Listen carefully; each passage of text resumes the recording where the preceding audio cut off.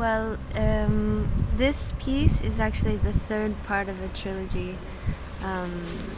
So it's basically just a continuation of what we've been working on for the past year and a half.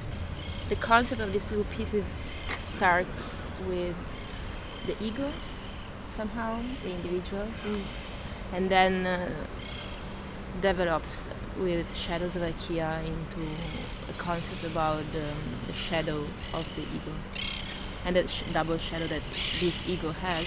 And somehow the new piece kind of made a step forward from this concept and is now talking about a special experience that still is being lived by this ego like an individual person, but somehow is a bit more universal, maybe kind of experience.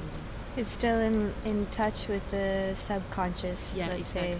say, like the shadow selves, the black and the white shadow, but now we're also developing the concept to include this sort of in-between state between the unconscious and the conscious.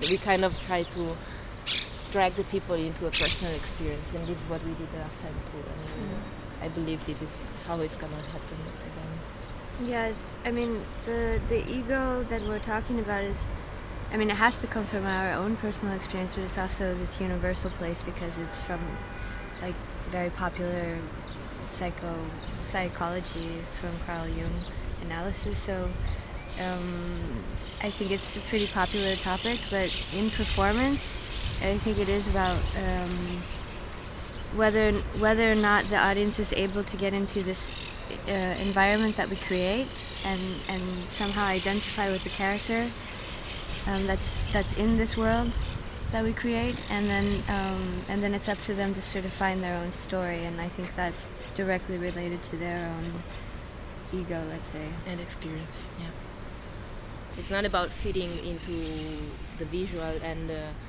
being exactly on the beat of the audio.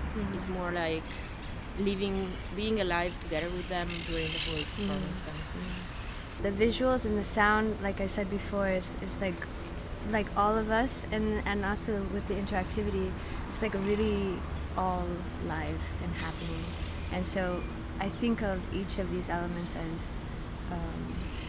equal performers on the stage as myself. Yeah.